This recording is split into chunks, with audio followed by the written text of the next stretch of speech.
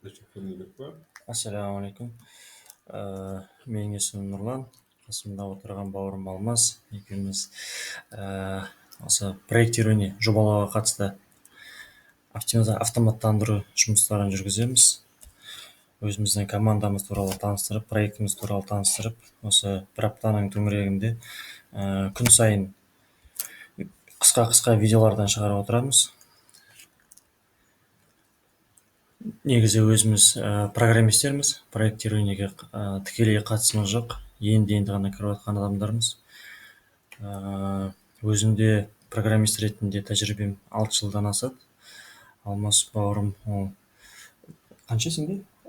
Бір-екі жыл төңірегінде Revit'ке плагиндер жазған. Revit'ке қатысты тәжірибесі менен көбірек. Екеуміз қосылып бірдеңе шығарамыз деген ойдамыз, Алла қаласа. Жалпы проекті мақсаты осы Қазақстандағы жобалау саласын толықтай автоматтандыру, барынша басынан аяғына дейін. Әрине адамның қатысуын 100% алып тастау мүмкін емес. Дегенмен де соған ұмтыламыз барынша. Қазіргі таңда біз сізде жазылған көптеген плагиндар бар, көптеген программалар бар. Дегенмен андай бірізділік, жүйелік жоқ. Бір плагиннің жалғасын таппайды. Бір плагиннің жасаған жұмысын қағып алып әрі қарай жалғастыра алмайды. Немесе біраз артық жұмыстар жасалынады дегендей. Енді бірізге салып, соны үлкен бір арена ашпақшымыз. Сол аренаға тек қана біз емес, басқа да программистер өздерінің плагиндарын қоса алатындай. Ең бастысы керекті интерфейстерді реализовать етсе болды. Бисмилля, қысқаша осы. Тағы да видеолар күтіңіздер. Негізі осы видеоның ішінде ең бірінші айтып кететінім, осы тақырыптың өзектілігі шығар. Ақыры бастаған соң өзектілік, ол мысалға неден туындады? Біз үшін. Бізде Қазақстанда бюджеттің кірісі ол шамамен қанша? 10,5 триллион болса, шығысы шамамен 12 триллиондай болады теңге. Сонда бізде дефицит шамамен 1,5 триллиондай дефицит бар екен да. Демек бізде жалпы Қазақстанда мұқтаждық қатты болып тұр ғой. Соның ішінде шамамен 25%дан көбі, тіпті одан көбірегі тек қана құрылыс саласына кетеді екен. Бюджеттен осыншама ақша құрылыс саласына кетеді.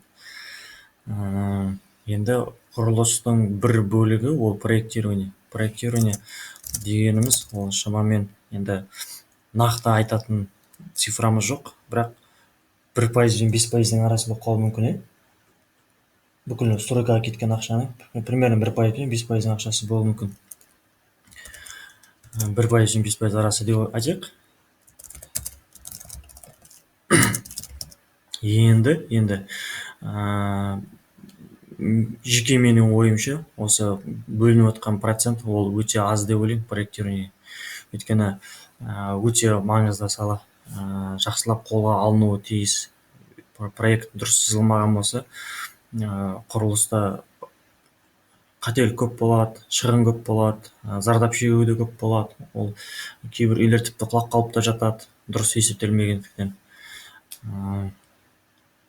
Мысалға, проекті уақытылы дайын болмаса, құрылыстағы барлық жалданған адамдар, барлық жалданған техникалар бір күн кешіксе, бір күн тегін тұрады дегендей ше.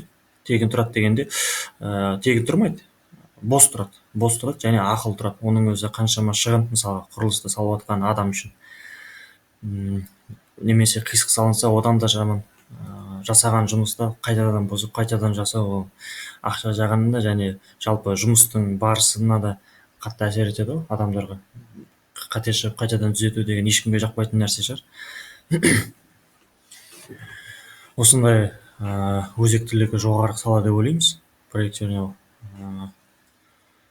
Оған жақсылап ден қою керек, оны автоматтандыру керек, оны стандарттау керек.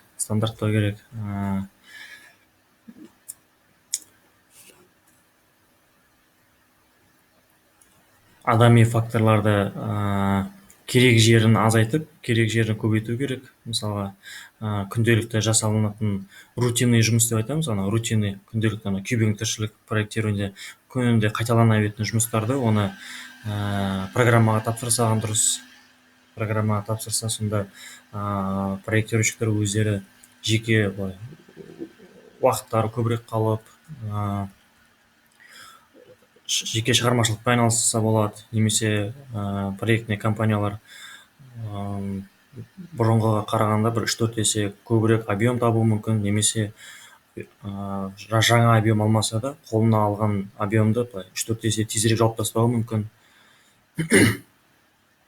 3-4 есе деп біз негізі біраз жұмсартып айтып жатырмыз. Негізі өзіміздің тексергеніміз бойынша бір кейбір жұмыстарды, енді барлық бастан аяқ тексеріп шыққан жоқпыз, оған біздің әлі опытымыз жеткен жоқ. Бірақ кейбір жерлерде қарасақ, мысалға бір 20 еседей оп оңай озып шығады. Адам істейтін жұмысты скрипт жасаса 20 есе, енді кейде одан да қатты страшно асып кетеді. Сол скрипт қолданған адам және қолданбай өз істеген адам екеуінің жылдамдықта да айырмашылығы зор, және қателікте де айырмашылығы зор, және қайта жасауда да айырмашылығы зор. Скрипт өзінің не істеп кеткен, ізін қалдырып кеткен жұмысын қайтадан теріп жасай қояды. Ал адам болса, ол қайтадан ойлану керек дегендей. Шамамен проекттің өзектілігі және бара жатқан бағыты белгілі деп ойлаймын. Егерде анық айтылмай кеткен жерлері болса, сұрақ қоя отырыңыздар. Біз ана тіліміз қазақ тілі болғандықтан енді қазақша сөйлеген бізге оңайырақ. Әрине арасына орысша сөздер көп кете береді, андай тілімізге әбден кіріп кеткендіктен. Мысалға анау проектирование емес, жобалау деп жазып қойыңызшы. Жақсы. Біздің негізі каналға өте аз адам жазылады деп ойлаймын. Өйткені бұл не емес қой, бір кең танымал тақырып емес. Екінің бірі о деп қызығып кететін сала емес. Тіпті осы жобалау саласында жұмыс істеп жүрген адамдардың өзі барлығы бірдей қызығып кірсе қояды дегенге күмәнім бар. Осыны керек деп бағалап, керек деп түсініп, оның мән мағынасын жете білу. Сол себепті сіздерге егер кішкене де болса қызық болса, міндетті түрде каналға жазылып қойыңыздар, таратып қойыңыздар сілтемелерді, лайктарыңызды қойып, комментарий жазып дегендей. Өйткені бізге дәл қазіргі жағдайда ол ақшадан да қаттырақ керек нәрсе деп ойлаймын. Проекттің аяққа тұрып кетуіне қызық болғаны өте маңызды ғой біз үшін, программисттерге. Сол, жақсы, назар қойып тыңдағандарыңызға, басынан аяқ қарап шыққандарыңызға рахмет. Ассаламу алейкум.